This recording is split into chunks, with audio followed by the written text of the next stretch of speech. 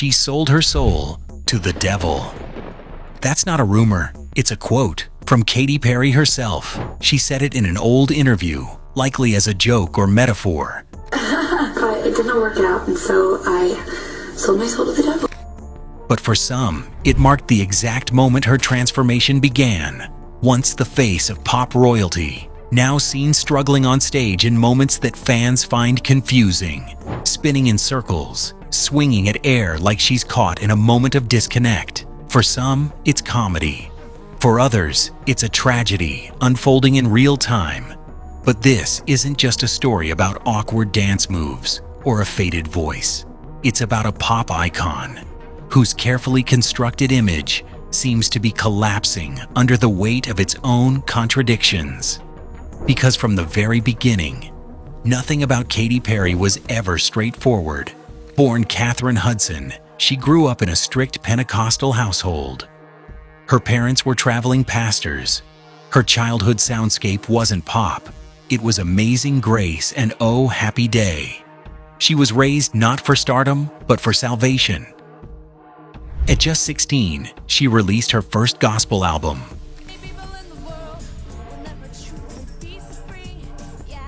It flopped badly. The label shut down soon after. That failure forced a choice: stay loyal to faith or chase fame with full commitment. She chose the latter. She moved to LA. She changed her name. She changed her sound. And then came I Kissed a Girl, a bold, controversial anthem that exploded onto the charts and marked the beginning of a cultural rebirth. Katy admitted she feared how her family would react. When I wrote I Kissed a Girl, it wasn't like I called my parents and was like, guys, guess what this song? My parents are gonna find out. I don't live under their roof anymore and they don't pay my rent. This wasn't just a new song, it was a reinvention, one that turned her into a rebel icon. But behind the glitter and electric blue wigs, a question lingered. Was this empowerment or performance? Because the persona that fans would fall in love with, quirky, fearless, feminist, wasn't crafted by Katy Perry alone. It was built by a team, and the most prominent among them was a man. The pop machine had found its new star, but what few fans knew at the time was how calculated the image really was, and how much pressure came with keeping it up. When Teenage Dream dropped in 2010, it didn't just dominate the charts, it rewrote them. 5 #1 hits, 7 Grammy nominations, a sold-out world tour. She was no longer just Katy Perry, she was the moment. The soundtrack of malls, car rides, high school heartbreaks, and teenage rebellion.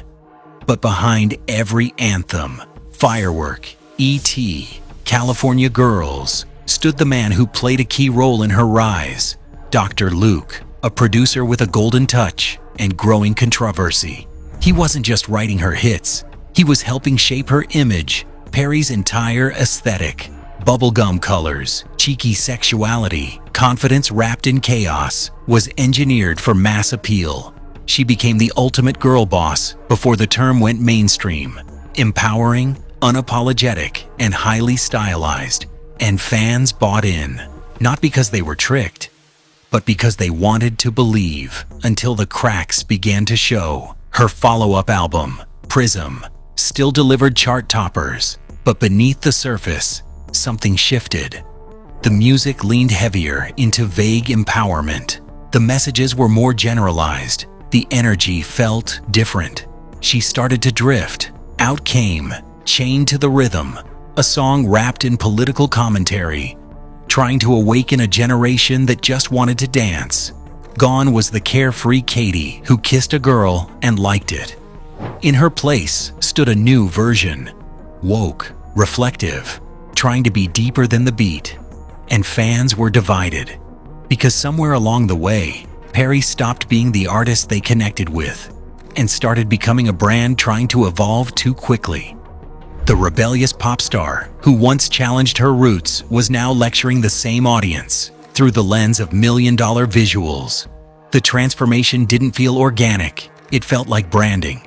And in a world now dominated by authenticity, Katy's constant reinvention began to feel more like a public identity crisis than artistic growth. Then came the scandal that changed the tone. In 2014, pop star Kesha filed a lawsuit against Dr. Luke, accusing him of serious misconduct over several years. The industry took notice.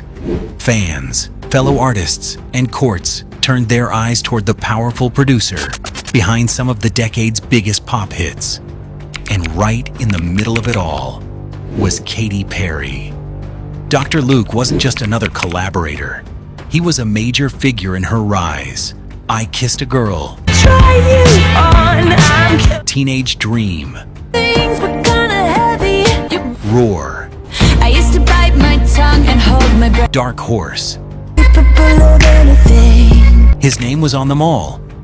As the controversy grew, many wondered how Perry would respond. For a long time, she didn't. Even as artists like Lady Gaga and Taylor Swift publicly supported Kesha, Perry remained silent.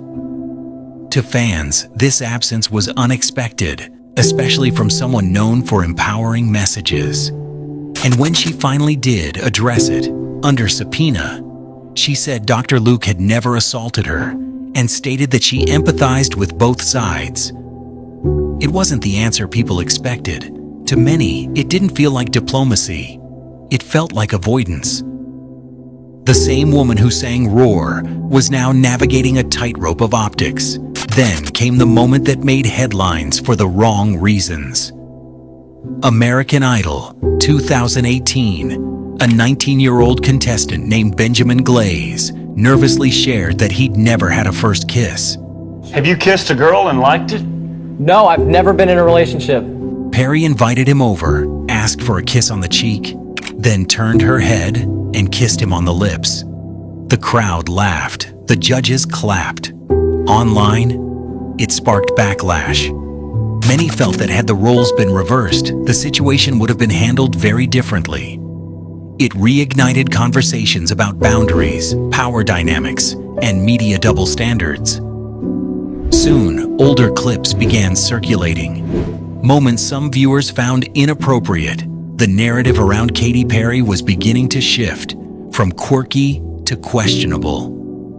And suddenly the question wasn't just what happened to Katy Perry. It was this who she was all along? Because as her image fractured and her public stances fell flat, one thing became clear. The character fans once adored was being reevaluated under a new lens. By 2020, the numbers painted a different picture. Her album Smile debuted at number 5, a steep drop from her previous chart dominance. The singles struggled. The buzz was gone. But Katy kept pushing forward. She continued with vibrant costumes, upbeat anthems, and oversized performances, trying to bring back the magic. But the music world had changed. This is very roarish. Fans wanted rawness, emotion, and authenticity, not polished personas. And Katy Perry, once a master of transformation, now felt stuck in a past formula. Then came her Las Vegas residency, a nostalgic celebration for some, but to others, a quiet admission that the peak had passed. Night after night, she performed the same songs from a decade ago, for crowds seeking the version of her they once knew. But it wasn't just the music that felt off, it was her presence. Clips went viral of awkward performances, offbeat moments, and unclear behavior on stage. Fans speculated, was it exhaustion, burnout, something deeper? The internet, of course, ran wild with theories, but beneath the noise was something more human, a performer reaching the edge of an identity she no longer fully owned. And now, in 2025, Katy Perry isn't just a pop star, she's a reflection of the cost of fame, of what happens when a brand grows bigger than the person behind it, of what happens when reinvention feels more like survival than evolution. She was raised to save souls. She ended up losing her sense of self. This doesn't cancel culture. This isn't hate. It's a cultural reflection of an artist who rose, dominated and changed pop forever, but may never fully reclaim the spark that made her shine in the first place. Because Katy Perry didn't just fade away, she got lost in the noise.